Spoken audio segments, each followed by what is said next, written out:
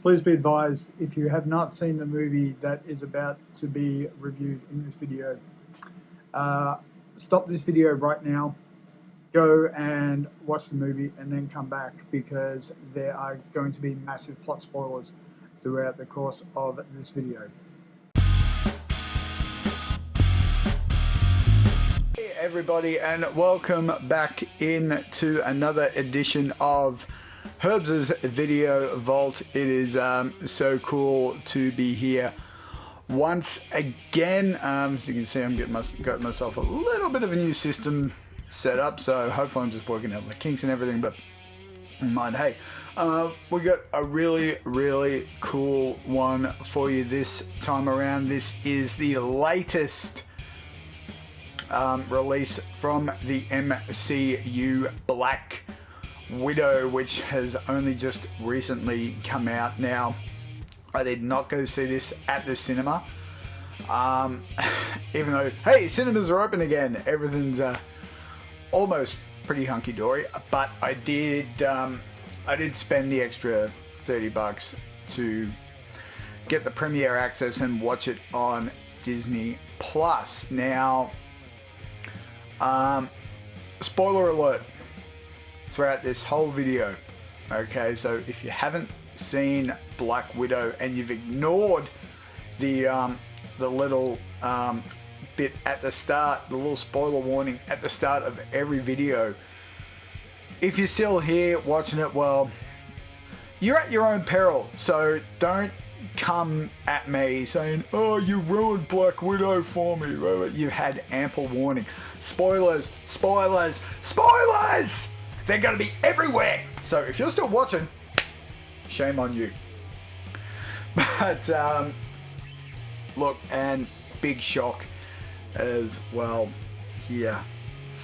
I don't read the comics. I'm not a comic book guy. I'm not a comic book aficionado. I could not care if characters aren't portrayed in the comics as they are in the movies. I could not care at all. I think Nims and I actually sort of touched base on this when we did our Star Wars prequels, that, like, we get it. If you're a diehard and you follow everything, like all the comics and everything, if you paint these sorts of pictures in your head of how you want it to be and it doesn't live up to those expectations, you're going to be completely and utterly disappointed throughout the whole time, because it's not going to live up to the fantasy you've had. But yeah, look, I've gone into this with an open mind. I've ignored everything that you know, YouTubers and critics have said. I stay away from Rotten Tomatoes. I do not go on there because I want to have an open mind. I want to be entertained when I go watch a movie. And if I go solely by what is said on Rotten Tomatoes or Instacritic or, you know, whoever or whatever, then I'm already going to have that level of expectation in my head. It's like, oh, this is as bad as this is going to be either good because, you know, we got 85 on Rotten Tomatoes, or it's, you know, going to be terrible because, you know, only got 5. So it's entertainment. Everyone's their own critic, really. But let me get my notes. I can officially say, like, I've seen Black Widow twice so far, and I've enjoyed it. It's been a really good action-packed. It's a popcorn flick for me. But yeah, Black Widow, part of the MCU, of course, as we already know, stars Scarlett Johansson. She's reprising her role as Natasha Romanoff, the Black Widow. We also have Florence Pugh. I don't know how I'm pronouncing that name. Rachel Weisz, David Harbour, William Hurt, and Ray Winstone. Now, so if you're not familiar, this is it's not a prequel, it's not a backstory, although we do get a little backstory elements in there, but this takes place in the period that's between Captain America Civil War and Avengers Infinity War. I don't know why I wrote down Endgame. I don't know why I wrote down Endgame, because Endgame came after Infinity War. So that's my bad. But anyway, we get the little bit of a backstory. At the start, we see a young Natasha and her sister Yelena there in Ohio. You know, we got the beautiful family setting, which of course, as you know, is about to be completely turned pear-shaped, because perfect family settings always just go pear-shaped. And they have to flee to Cuba after the, well, I'm going to say Natasha's adopted father, because he's not her actual father, so spoiler! Has been discovered by S.H.I.E.L.D. for stealing, secrets and everything for Cuba / Russia / basically everybody, as he is the, the Red Guardian, which is the Soviet equivalent of Captain America, basically. He's, had the same super soldier serum, and, well, maybe not the same super soldier serum, but a version of it anyway. And there's a bit of a shootout, and the mother gets injured, so, young Natasha has to fly the plane. They land in Cuba, and that is when the girls are recruited into the Black Widow program, taken away to the infamous Red Room. Not to be confused with Red Rum. But we've got this really, really awesome opening sort of training montage throughout the opening credits, which is set to a I don't want just like a lounge cover version of Smells Like Teen Spirit, where it's just the piano and vocals. It is rather haunting hearing that. Like, growing up, I'm just so used to hearing, Kurt scream and Undenial, and it's just hearing all this laid back sort of loungy, melodic sort of haunting, very cool version. I'm sure Kurt would have approved. But after that, of course, we jump forward. Natasha is on the run from Secretary Ross, who thinks he's tracked her down at a hotel room somewhere. But old Black Widow, she's one jump ahead and has done the ploy where she's called them up. Basically, they're thinking they're talking to her while she's in the hotel, but she's actually on a ferry in Norway, and all they find is the Black Widow costume and her tracker. So she's done the old, well, I'm here, I'm making you think I'm here, but I'm actually elsewhere. She's done the, the old mind play. It's pretty cool. So the Widow operation we then go to a Widow operation in Morocco, where a former, I guess we'll say a former widow, because that's what they refer to in the throughout the course of the movie, has now a target, and because she has discovered the a curing serum for the mind control that that gets put through the Widow Training Academy ever since Natasha sort of developed her own mind and thoughts and defected to S.H.I.E.L.D. and so there's like, no, okay, we're going to make sure these are like mindless drones, and I don't want to say the S word, because I don't want people coming at me in the comments saying you can't say that, so you know what I mean. And obviously, one of the widows gets exposed to the serum, and obviously we learn it's Natasha's adopted sister, Yelena, who, cuts out her tracker and is on the run, basically. So there's something here we learn a little bit later on about these widows, but that doesn't really come into play until it's absolutely necessary, but we will touch base onto that. We also get introduced to Taskmaster. Now, this is very controversial for some people that I've seen on YouTube and everything else. I'll get into that a little bit later as to why. But we've got this really, really cool fight sequence between Taskmaster Master and Natasha on the bridge in Norway, as she has come into possession of the serum that was sent her from the safe house in Budapest. Not Budapest. So apparently Hawkeye's been pronouncing it wrong the whole time. Whenever he's been saying, this is just like what happened in Budapest. Budapest, apparently. So I'm surprised Natasha never actually corrected Hawkeye on that. But hey, it is what it is. So yeah, this is really, really cool fight sequence. I dug it.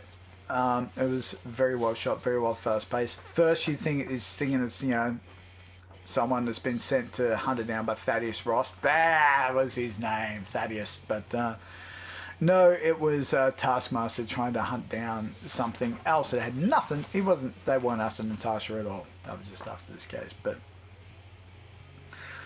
then, you know, we finally do find out what it was that happened in Budapest that keeps getting referred to, like in the original Avengers and in Endgame. We finally get that big question of what happened in Budapest, because, you know, in the original Avengers we get that little throwaway line of, at the time probably meant nothing. It's like, this is Budapest all over again, and Hawkeye's quip was like, you and I remember that very differently. And then when, you know, in Endgame they're on their way to Vormir, Hawkeye with the you know, again, what seemed to be a throwaway line of, we're a long way from Budapest. So, planted the seeds of like, hang on, what happened? What was the big thing that happened there? And we find out that it was Natasha's final step in defecting to S.H.I.E.L.D. Instead of, you know, being the infamous Black Widow super assassin that can just destroy you without even blinking, that also is taking down General Dreykov. And this is actually also gets referred to in the original Avengers as well by Loki about Dreykov's daughter.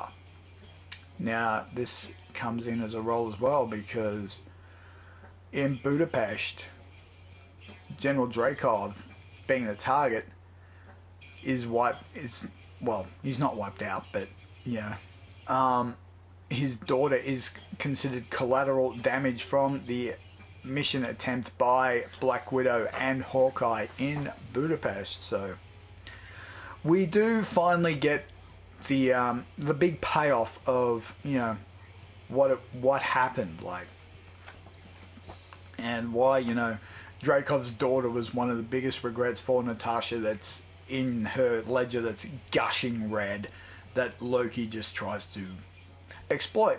Pretty cool little flashback we get in there. It's nice, it's good to see, like, that was the payoff, like, this is what happened in Budapest.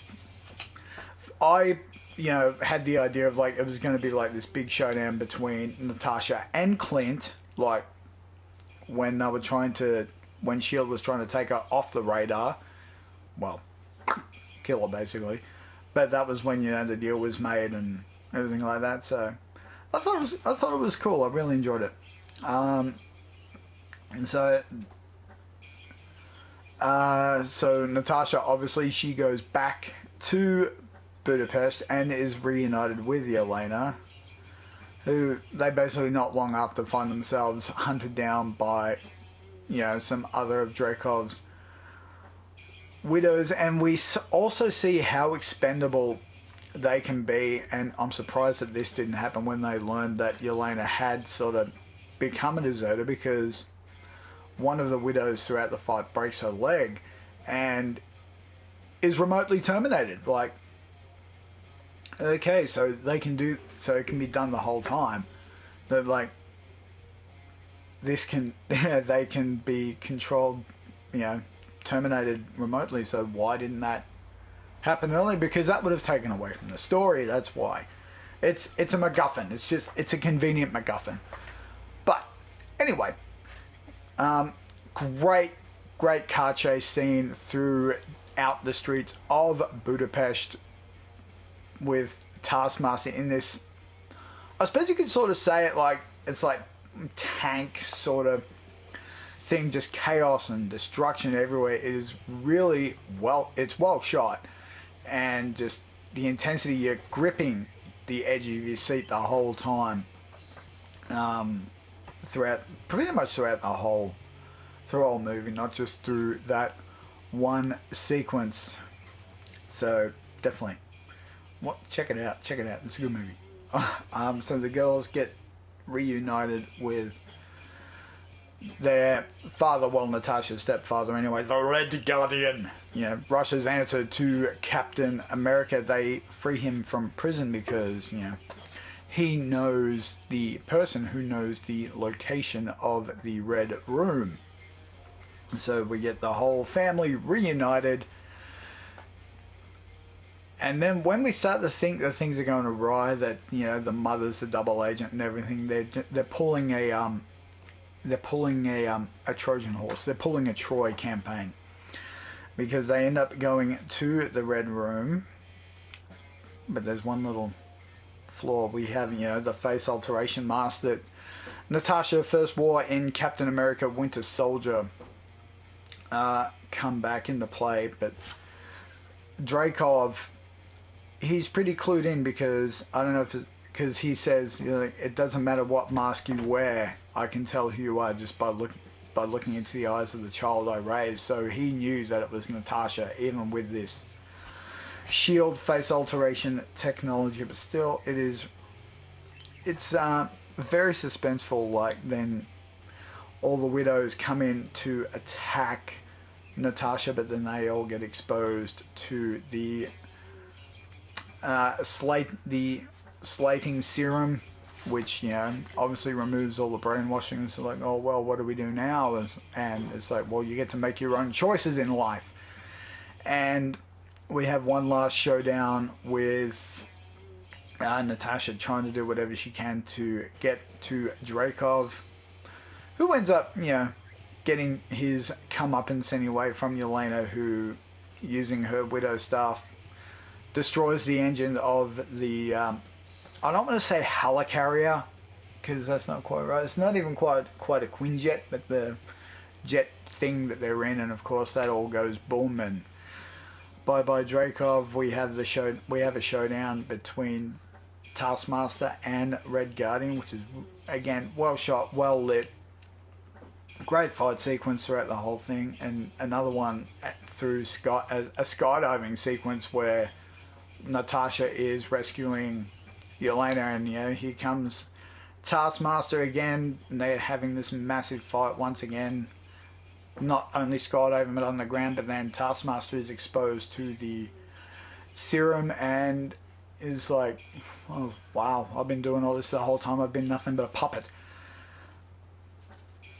And so we get the the final shot. The Red Room's coming down. Ross and all his minions are coming to try to nab Natasha, and there's that wonderful panning shot of just Natasha standing tall. It's like, it's over, it's done. The reign of tyranny of the Red Room is pretty much complete. Then we jump forward a couple of weeks to when Natasha gets the Quinjet to go and get Steve and Falcon and Bucky, and they go basically on the run until we get the start of Infinity War. And I thought that was really, really cool how they've sort of tied that together. There is one post-credit scene. It is Elena at Natasha's gravesite, and we see Valentina from Falcon and the Winter Soldier turn up. It's kind of like cheesily done how she's just brought in like this beautiful somber moment, and then you hear the blowing of the nose. It's like, it could have been done a little bit better in that regard, but it sort of sets up the Hawkeye series at the minute, basically with them saying, it's actually, Barton who's responsible for Natasha's death, when, we all know that, well, if you've watched Endgame anyway, that, Natasha sacrificed herself. It had nothing to do with Barton at all, but that's just, I guess, the way they're setting that up for the Hawkeye series. So I'm looking forward to that one when that drops on Disney Plus. So I did say earlier on there is a bit of a controversy around Taskmaster. Now, again, I've never read the comics. I have no interest in the comics, really. I'm a casual fan. Okay, it's like the same with when I watch pro wrestling. I don't read the dirt sheets. I don't know the ins and outs of every, person and who their former gimmick was and who it is now and who's trained them and blah blah blah blah. I don't follow any of that. I'm just a casual viewer. I just watch it for the entertainment aspect of it, and I know that there's a few that were, especially on YouTubers, like, oh, because Taskmaster's meant to be somebody else, and it's the big twist that Taskmaster is Dreykov's daughter. Now, I thought that was a very, very good twist. I know a lot of people, there's been, as I said, a few that have gone, oh, identity politics and blah. Who cares? Seriously, who gives a crap? That's all I gotta say. Who gives a shit? Seriously. No, this was a neat little twist. I enjoyed the absolute hell out of it. It was well shot, well put together. It ties everything up pretty well in a neat little package. But again, if you're gonna get upset by one little thing, so what? Who cares? Just because it's not what you envisioned or you wanted doesn't mean it's crap. I said that at the start. I said that, again with Nims and, in the Star Wars prequels, that, if you envision how you think it's going to be and it doesn't get that way, then, that's when, the hashtag not my whatever comes into play. But all in all, yeah, I enjoyed Black Widow. I strongly recommend you go and check it out. Now, I do want to send another huge thank you to Amin Azur, who is the guy that does the graphics cards and everything for the Video Vault. He has the one puts the logos and all the social stuff on there. He always does an amazing job, and it was so much fun to just sit down and talk the Star Wars prequels with Nims. Hopefully we get to do that again soon, because yeah, that was a whole hell of a lot of fun. But thank you so much for joining me in the vault this time around. Hey guys, thank you so much for checking out the video. If you like what you see, click that subscribe button. Make sure you dangle that notification cowbell. You can hit me up on all of my social medias, which will be down in the description box below. And I shall see you all next time around.